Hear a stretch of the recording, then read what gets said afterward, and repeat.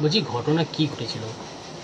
ঘটনা ঘটেছিল, আমার সন্তান ওদের দোকানে গিয়েছিল।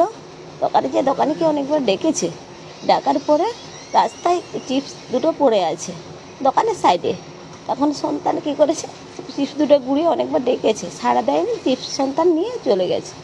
এখন কিছুক্ষণ পরে কি ওর পিছনে ধাও করেছে, ধাও করতে ছুটি গেছে চোর করে। সেখানে গিয়ে সন্তানকে ধরে তাকে কান ধরে উঠবুস করিয়েছে, মারছে। হ্যাঁ, তারপরে আবার বলেছে যে তুমি তোমার বাবা মাকে নিয়ে তুমি যাবে, আমি পুলিশ, তোমাকে দেখবে, জেলে ধরে দেবো আমি, বলেছে। বলে এবারে সন্তান তো আমরা জানি না, একজন এসে বললো যে তোমার সন্তান তাদের দোকানে চিপস একটা নিয়ে চলে গেছে।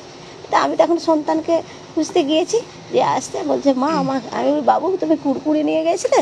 বলছে হ্যাঁ আমি গুড়ি পেয়েছি মা। বলে তোমাকে ডেকেছে মা? আমি দোকানে গিয়েছি, দোকানে যেয়ে তখন দোকানিকে বলছে আপনার কাছে কি কুড়কুড়ি নিয়ে গিয়েছিল আমার সন্তান? বলছে হ্যাঁ নিয়ে গেছিলো, আমি দোকান থেকে না নিচে পড়েছিল, আমি তাহলে পয়সা নিয়ে নিন। এখন আমার সন্তানকে গালে একটা হালকা করে একটু জন্মজন্ম পরের জিনিসে হাত দিয়েছে কোনো পড়েছিল যদি, আর সেই বলতে হাতে বলে দাও যে কাকুকে কাঁধ ধরে, যে কাকু তোমার কুড়কুড়িটা গুঁড়ে নিয়ে যাবো, আমার ভুল হয়ে গেছে, দিয়ে দিলে ভালো হতো।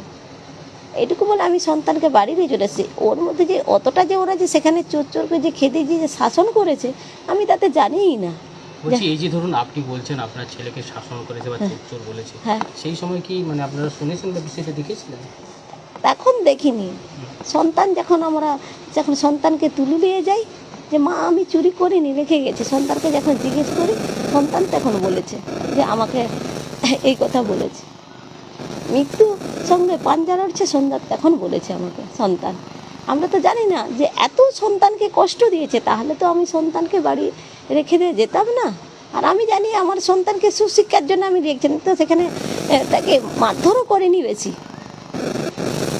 ঘটনা নিয়ে এখন পর্যন্ত কোনো কমপ্লেন বা অভিযোগ জানিয়েছেন আপনারা? আমাদের মানসিক এখনও দেখছেন তো, মানসিক অবস্থা ঠিক নেই। আমরা অবশ্যই ওর শাস্তি চাই, আমরা কমপ্লেন জানাবো। এই যে ধরুন গতকালকে একটা ঘটনা ঘটলো, আপনার ছেলের মৃতদেহ নিয়ে গিয়ে ওই সিভিক ভলেন্টিয়ারের বাড়িতে গিয়ে বিক্ষোভ দেখালো এলাকার মানুষজন, হ্যাঁ, ভাঙচুর পর্যন্ত চালালো, এই বিষয়টাকে আপনি কীভাবে দেখছেন? আমি দেখছি, আমি নিজে ভাবছি যে আমার সন্তানকে ওই 3টা কুড়কুড়ির মূল্যে যখন আমার সন্তান যখন চলে গেল, আমি চাইছিলাম যে আমাকে এই 3টা কুড়কুড়ির মূল্য আমার সন্তানকে ফিরিয়ে দেও। ওর জন্য বাড়িতে আমি নিয়ে গেলাম যে দাও আমাকে আমার সন্তান ফিরিয়ে দাও। 3টা কুড়কুড়ির মূল্য যখন, ওই 3টা কুড়কুড়ির মূল্য যদি আমি